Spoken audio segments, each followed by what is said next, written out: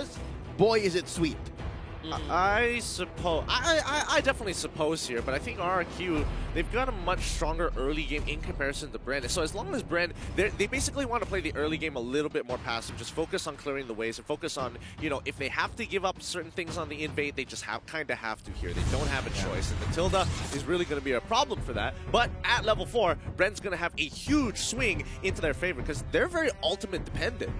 Yeah, I like Bren Esports draft as well, but you really have to give props to that Akai pick from the side of RRQ Hoshi. You might not have the catch, that solo single target catch, but you can destroy or you can cancel his combination. And that is the thing for the Lancelot. Just don't let him burst out deep. Well, I think it is time to get into the game. This is game 1. Let's roll into the land of Dawn for our semifinals matchup at M2. Boys, take it away. Well, of course, all eyes is going to be on Sin, as he will be the one that will be taking over Albert C. But just look at Few already getting his health taken down low. Not even gonna be polite about it. Just, yeah, you come into our range, we will knock you down a peg. Few already less than half health, not even a minute into the game. Looking at the lanes, it's R7 on the Lapu Lapu facing off against Rebo in the gold lane. Up top, it's Flap TZ versus Wiz King. So there's a little switcheroo being showed here by RRQ Hoshi. Again, you're never really sure what James is thinking. Now, onto the middle lane, this is a normal matchup. Few knows that he will get harassed a lot here as long as he doesn't have his level 4. And as you can see, the damage output in the Matilda is just way too high. But it's okay because Few is the one getting damage, not Carl TZ.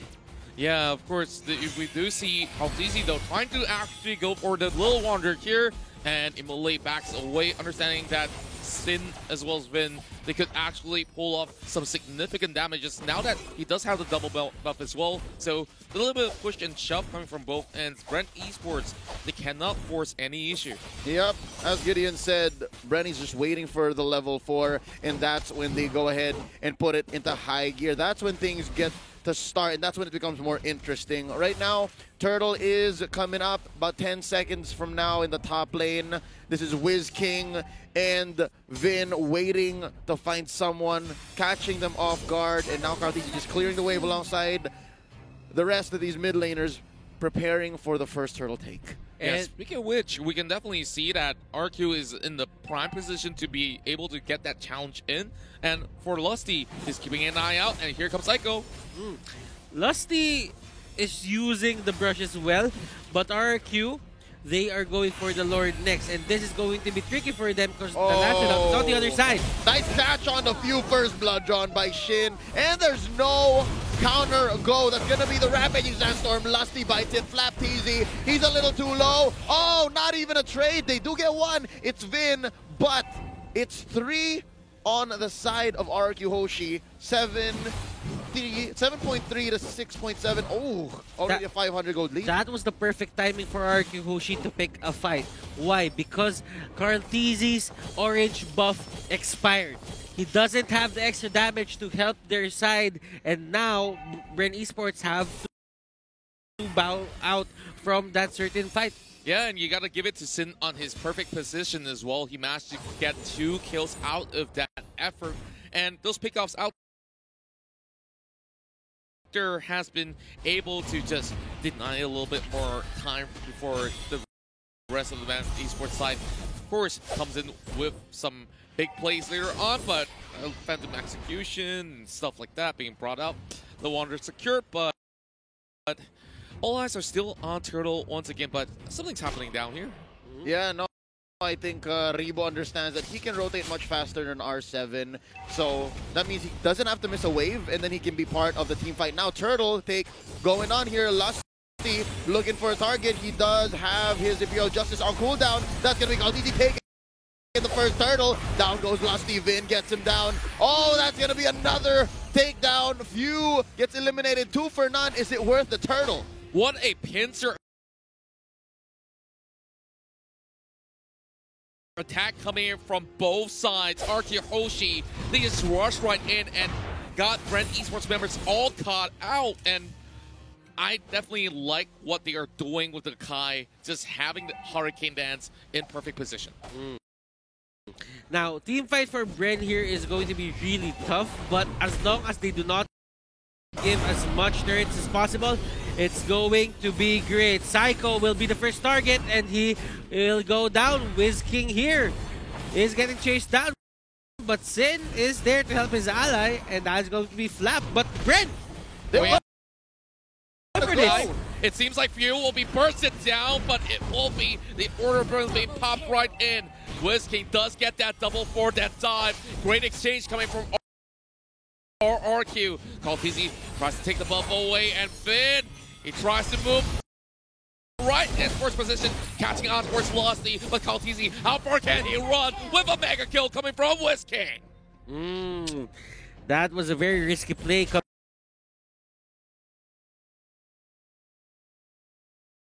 out from Bren Esports. Carl just wanted to take that purple buff from Sin, but RRQ Hoshi was on top of it. Yeah, and definitely a great timing on that circling eagle itself. Now,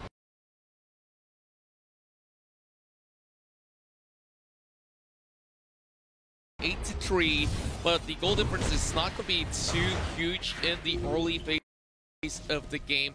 3 more seconds till the next objective. Well, I definitely see that right now.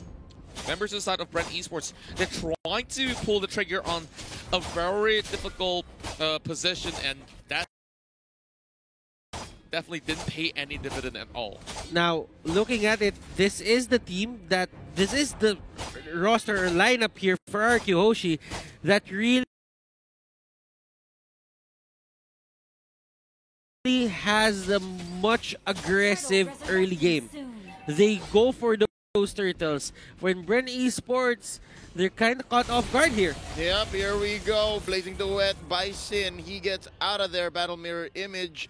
Did he steal it? I think he did. Kaltizi is without his purple, and now the second turtle comes up. I think the fact that RRQ Hoshi is just more comfortable with just giving up the turtle to get beneficial trades is dangerous for Bren Esports.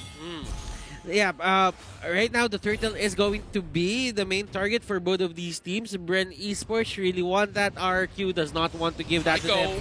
Cycle with the Petrify. Oh my goodness. Lusty just goes down. Not a good look for Lusty so far, and without that Imperial Justice, whether it be because it's on cooldown or whether it's because they catch him like that, not even blinking. Oh no, Flapteezy gets a barrage of bullets from Shin, and that's going to be Vin putting the nail in the coffin for Flapteezy.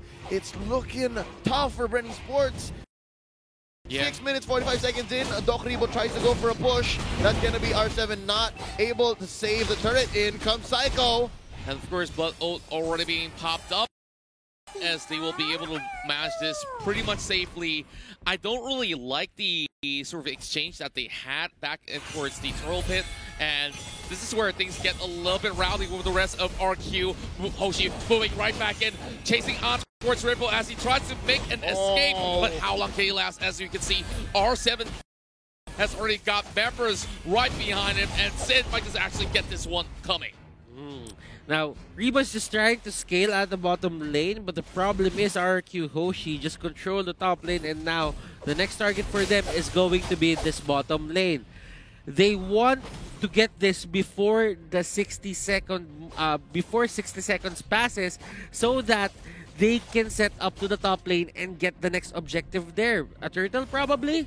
But RRQ Hoshi has their sights set on just controlling every single side of this map. Oh, Lusty tries to put a bead on to R7, misses it. Phantom Execution still online. They're going to use it for a dash. It's not enough. Sin finds you, and Flapteezy uses Black Dragon form to retreat. Lusty survives, but only for now, as well as Flapteezy. That's -1. Carl finally shut down here. No longer a thorn on the side of RRQ Hoshi. They push mid. That's going to be open, and Butters, as you were saying, it's a diversion play, and they just got a free turret along the way. It's a drive-through, right? They're Yep. giving Brand Esports so many problems so that whenever RQ Hoshi goes for an objective, there's just no answer because they're trying to, plug these holes in the sinking ship. The playing prowess or the playmaking prowess of Psycho is just showing right here. The amount of pressure, the amount of worry that he puts on Brent Esports' shoulder, it's just too much to bear for them, and they break down the pressure to the early game. Yeah, and you could definitely see that RQ's plan when they immediately lock in that clock, this is what they were hoping for in the best case of things, and they've already got 5 kills on towards this clock, and he's pretty much hard to catch in that sort of moment. Now, a little bit of setup here coming from Psycho as he's looking for a good one, and there we go. This is going to be the choke. They're going for the purple. And look at the life bars melting at the feet of Sin. That's a double. They take one on the backswing. But what is R7 for 4 members of Brand Esports? What is R7? It is all worth it. The siege begins right here. They want to penetrate not even 10 minutes in. Yeah, and only a couple of all these members that will be coming up online in the form of Lusty as well as Flap TZ in a couple of seconds here. But they've already lost way too many towers, and I definitely think that RQ Hoshi, they take too much control, all in the span of less than even 10 minutes. Let's check out the items, shall we? Butters, we've already seen a great build coming out of RQ. Now, if you would look at it, Sin here went for the brute force breastplate. That is going to be good defense against the Lancelot. Now, Lancelot isn't at the best position right now just because he has the Heptasis but no Endless Battle, no Blade of Despair. And Queen's Wings for Flap TZ, he doesn't have the extra firepower, he doesn't have the skill vamp to just back up that tankiness that he has. Although for few, we're seeing a bit of progression here. Enchanted Talisman to the Necklace Durance. Vin getting a bit of Durance as well, and at the same time, he does have that casual Dreadnought armor just to protect himself from Carl TZ. So far what I'm seeing is Sin and Vin, say what you will about their names rhyming, but they both understand that they have to somehow go in. This is 2 heroes that usually don't have to go dive in, but speaking of dives, that's going to be the Order of Brilliance popped in here by few just to survive. Rebo with the blood flow coming in, and here's a Black Dragon form. Flap TZ, he can smell blood, but I think RQ Hoshi is setting something up from the left side. Whisking, I think he's looking for it. There's the Rampaging Sandstorm.